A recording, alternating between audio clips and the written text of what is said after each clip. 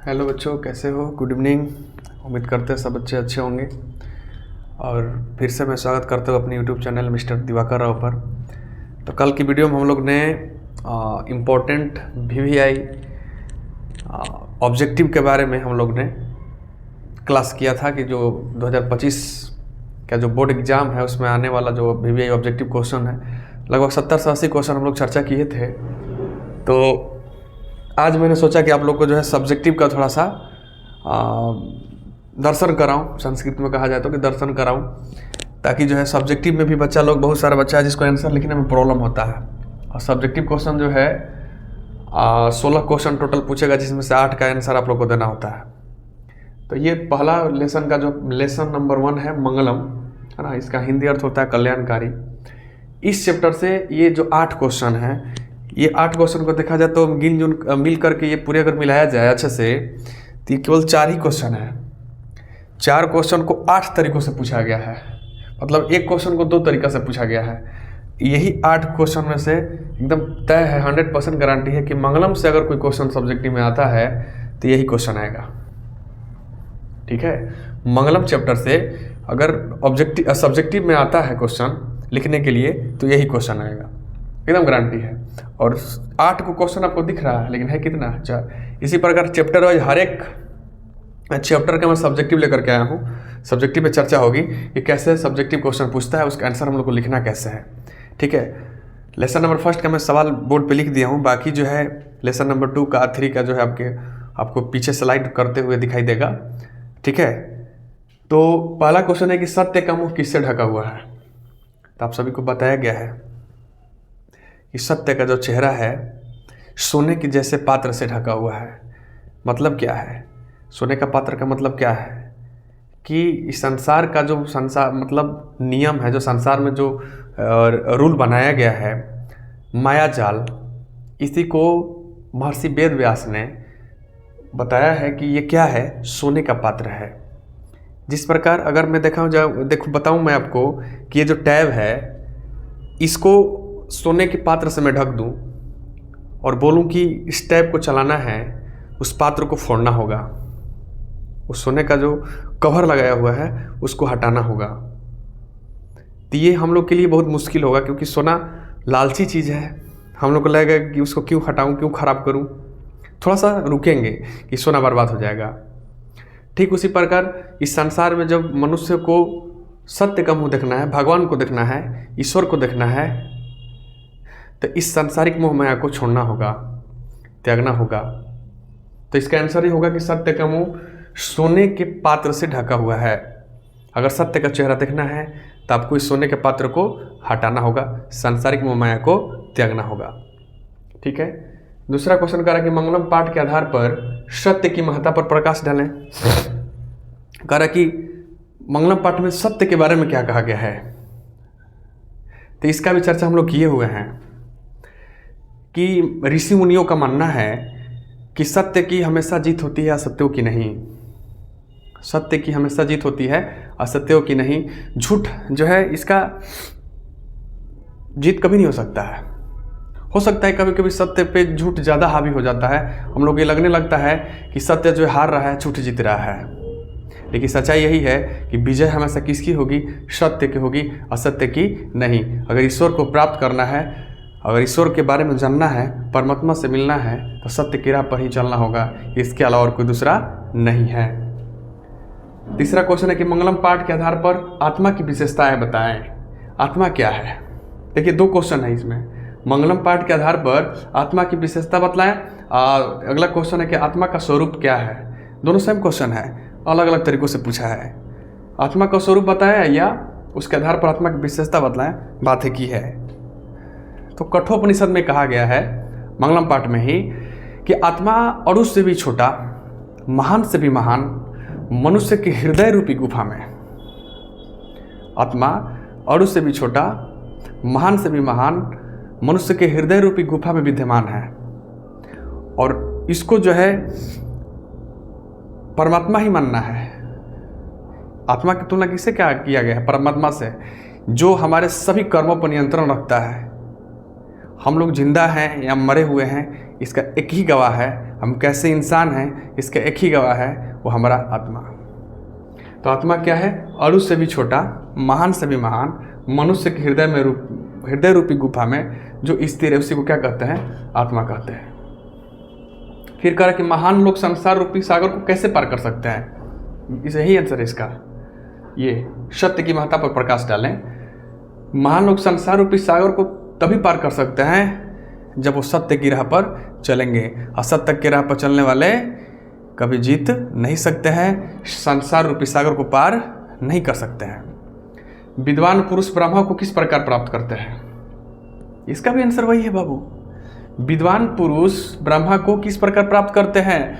विद्वान पुरुष सत्य की राह पर चल करके परमात्मा को प्राप्त करते हैं, इसके अलावा दूसरा कोई मार्ग नहीं है। देखो सबका आंसर मैं एक ही बता रहा हूँ, लगभग 3-4 क्वेश्चन का आंसर सेम है, लेकिन क्वेश्चन अलग अलग है, तरीका अलग अलग पूछा हुआ है, लेकिन आंसर सेम है। बहुत ही आसान है संस्कृत में नंबर ले आना, ठीक ना। उपनिषद को आध्यात्मिक ग्रंथ क्यों कहा जाता है? उपनिषद को आध्यात्मिक ग्रंथ क्यों कहा जाता है? क्योंकि उपनिषद ही तो ये बोध कराता है आत्मा क्या है, परमात्मा क्या है, आत्मा को परमात्मा से मिलाने के लिए कैसे राह पर चलना होगा, सारी चीज़ों का जिक्र कौन करता है? उपनिषद।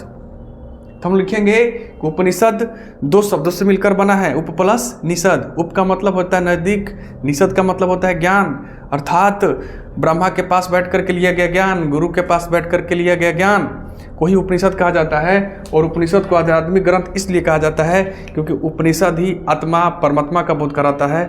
उपनिषद इस सत्य की राह पर चलने का रास्ता बतलाता है। उपनिषद इस सत्य और असत्य में फर्क बताता है, इसलिए उपनिषद को आध्यात्मिक ग्रंथ कहा जाता है। आप इसको लिखना चाहेंगे बच्चा, तो लिखने के लिए आपको वीडियो पॉज करके और आप लिख सकते हो, ठीक है। अगला है कि नदी और विद्वान में क्या समानता है? इसका एक और तरीका से पूछता है कि नदी अपना नाम रूप कब खो देती है? कल भी इस क्वेश्चन का मैंने चर्चा किया था। तो अब इसमें आज तरीका बदल गया कि नदी और विद्वान में क्या समानता है? दोनों अपना नाम रूप खो देते हैं। नदी अगर समुद्र में मिलेगी तो अपना नाम रूप खो देगी, और विद्वान अगर परमात्मा में मिलेगा, उसकी आत्मा परमात्मा को प्राप्त कर लेगा तो अपना नाम रूप खो देगा। तो दोनों में समानता यही है कि दोनों जब अपने लिमिट क्रॉस करके अंतिम पड़ाव पे पहुंचते हैं, जैसे नदी बहते बहते समुद्र में पहुंचेगी तो अपना नाम रूप खो देगी। आत्मा अगर परमात्मा को पालेगा, विद्वान अगर परमात्मा को पालेगा तो अपना नाम रूप से मुक्त हो जाएगा। सच्चाई तो यही है। जब आप सफल हो जाते हैं तो आप असफल जब रहते हैं तब का नाम कुछ और होता है, जब आप सफल बन जाते हैं तब का नाम बदल जाता है, आपका रूप बदल जाता है, आप वही रहते हैं लेकिन आपका पहचान बदल जाता है, ठीक है। तो लेसन नंबर 1 से यही सारे क्वेश्चन जो है आएंगे। अगर क्वेश्चन आया ऐसे ही 8 क्वेश्चन को ही घुमा घुमा करके इधर उधर करके आपसे पूछा जाएगा। अगला दूसरा लेसन का नाम है पाटलिपुत्र वैभवम। इसका फर्स्ट इंपॉर्टेंट क्वेश्चन ये है कि पटना के मुख्य दर्शनीय स्थल कौन है?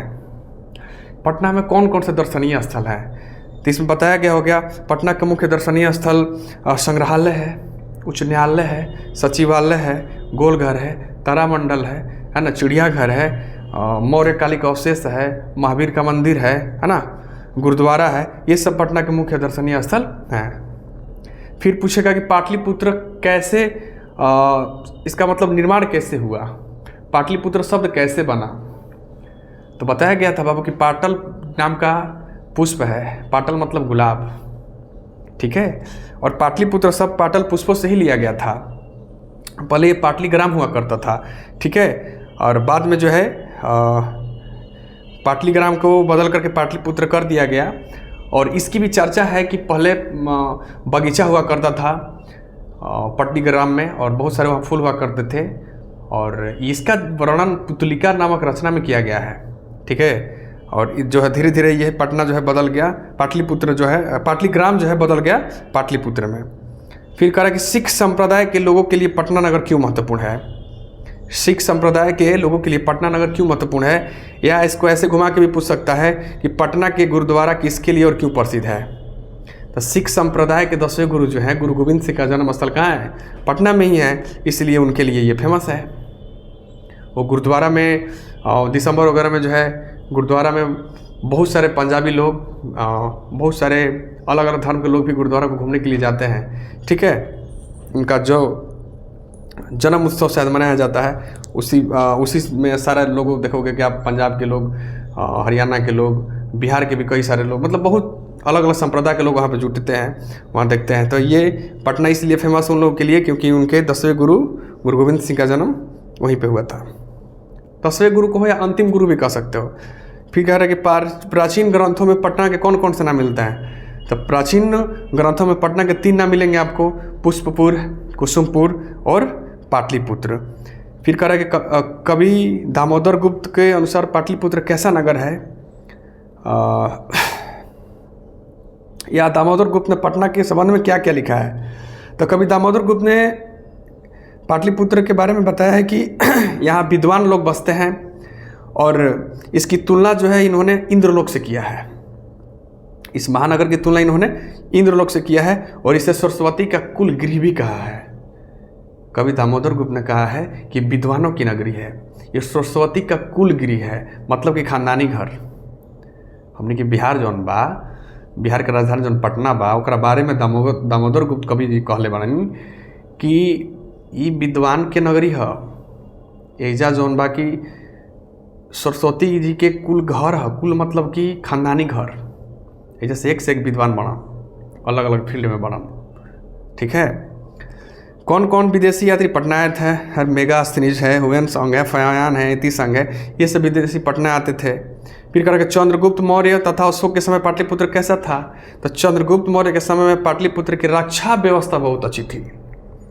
चंद्रगुप्त मौर्य के शासनकाल में पटना की रक्षा व्यवस्था अति उत्तम थी और अशोक के शासनकाल में इस नगर का वैभव बढ़ा, समृद्धि बढ़ी, मतलब इकोनॉमिक जो है कह सकते हैं कि आर्थिक स्थिति बहुत मजबूत हुई।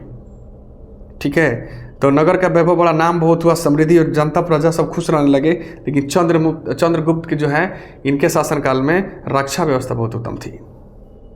फिर करें पाटलिपुत्र के प्राचीन महोत्सव को वर्णन करें कि पाटलिपुत्र में प्राचीन महोत्सव कौन सा मनाया जाता था। तो पाटलिपुत्र में प्राचीन महोत्सव जो है शरद ऋतु में कौमुदी महोत्सव मनाया जाता था, जो बहुत धूमधाम से मनाया जाता था। इसकी तुलना जो है आज के हम दुर्गा पूजा से कर सकते हैं कि दुर्गा पूजा जैसे मनाया जाता है उसी समय शरद ऋतु में कौमुदी महोत्सव मनाया जाता था। राजशेखर ने पटना के संबंध में क्या लिखा है। तो राजशेखर ने अपने 100 काव्य मीमांसा नामक ग्रंथ में लिखा है कि पाटलिपुत्र शिक्षा का एक प्राचीन केंद्र था। पाटलिपुत्र शिक्षा का एक प्राचीन केंद्र था। यहाँ अनेक विद्वान हुए हैं, जैसे पाणिनि, पिंगल, व्याधि, वररुचि, पतंजलि, ये सब जो है इसी धरती की देन है। और एक क्वेश्चन पूछता है कि भगवान बुद्ध ने पाटलिग्राम के बारे में क्या कहा था। तो भगवान बुद्ध जो है पाटलिग्राम में बहुत बार आते जाते रहते थे।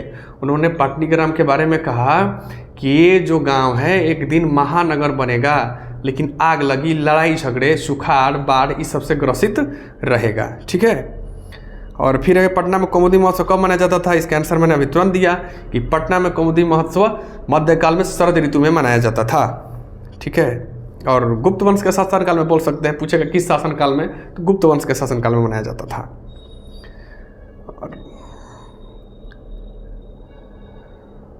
तीसरा लेसन से देख लिया जाए, अलस कथा से क्या शिक्षा मिलती है।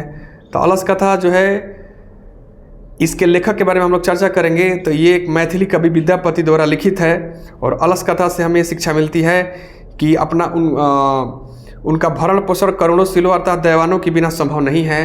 अगर आलसियों का जो है भरण पोषण करना है तो एक उद्योगी पुरुष ही उन लोगों का भरण पोषण कर सकता है। एक अच्छा व्यक्ति उन लोगों का भरण पोषण कर सकता है। आलसी काम नहीं करते हैं, ऐसी स्थिति में कोई दैवान ही उनकी व्यवस्था करते हैं। अगर कोई दैवान नहीं होगा तो आलसी लोगों का कोई मदद करने वाला नहीं है। अलस कथा ने कर्मियों ने अलस कथा के अलस सलाह के कर्मियों ने आलसियों की परीक्षा क्यों ली। अलस सलाह के कर्मियों ने आलसियों की परीक्षा क्यों ली, मतलब ये कहा जा रहा है कि आप इस चैप्टर को पढ़े होंगे तो इसमें बताया गया होगा कि जो वीरेश्वर मंत्री थे मिथिला के, उनके द्वारा ये निर्णय लिया गया कि इस अलस सलाह में आग लगा दिया जाए। तो क्वेश्चन यही कह रहा है कि अलस सलाह के कर्मियों मतलब कि वहाँ के कर्मचारियों ने अलस सलाह में क्या करके परीक्षा आलसियों की परीक्षा ली थी। तो इसका आंसर यही है कि अलस सलाह में बहुत सारे बनावटी आलसी दिखा करके अन्न और वस्त्र प्राप्त करते थे, जिससे अल्लाह ताला का खर्चा बढ़ गया था और अधिक खर्च को देख करके कर्मियों ने उनकी परीक्षा ली। ठीक है ना। जब अल्लाह ताला बनाया गया था तो वैसे लोगों के लिए बनाया गया था जो ओरिजिनल आलसी हैं, डुप्लीकेट आलसी नहीं, धूर्त आलसी नहीं है। लेकिन उसका जब खर्च बढ़ने लगा तो अल्लाह ताला के कर्मियों ने राजा के आदेश पे, मंत्री के आदेश पर उन लोगों की परीक्षा लेना चालू किए। अल्लाह ताला के कर्मियों ने आलसियों को आग से कैसे निकाला और क्यों निकाला? अल्लाह ताला में जब आग लगाई गई थी तो उनके अल्लाह ताला के कर्मियों ने आलसियों को केस पकड़ करके निकाला, बाल को खींचते हुए वो लोग को बाहर निकाला। वो लोग निकल नहीं रहे थे, वो लोग तो आराम से चादर तान के सो रहे थे, ऊपर से बात कुचल कर रहे थे, है ना। लेकिन जो एक उद्योगी पुरुष था उसको ये पता चल गया कि इनसे बड़ा कोई आलसी नहीं हो सकता है। घर में आग लगी हुई है और चारों जो है आराम से सो रहे हैं, आपस में बात कर रहे हैं, तो चारों को बार पकड़ करके खींचते हुए बाहर निकाला। अगर वो नहीं निकालता तो लोग की जान भी जा सकती थी। वो समझ गया था कि इनसे बड़ा कोई आलसी नहीं है, इसलिए जो है अल्लाह ताला के कर्मियों ने आलसियों को आग से बाहर निकाला। फिर अल्लाह ताला में आग लगने पर क्या हुआ? जब अल्लाह ताला में आग लगाई गई तो सारे घर के जितने भी ओरिजिनल आलसी थे, है ना, वो सॉरी ओरिजिनल आलसी नहीं, जो धूर्त आलसी थे, वो सब घर छोड़ करके भाग गए। और 3 जो थे, जो एकदम ओरिजिनल पक्का वाले आलसी थे, उनसे जैसा कोई आलसी नहीं होगा, वो चारों लोग जो है सोए थे और सो करके आपस में बात कर रहे थे। पहला आलसी ने कहा कि लग रहा है नहीं, पहला आलसी ने कहा कि ये शोरगुल कैसा हो रहा है, लग रहा है कुछ हुआ है। दूसरा आदमी बोलता है कि नहीं नहीं, ऐसा लग रहा है इस घर में आग लगी हुई है।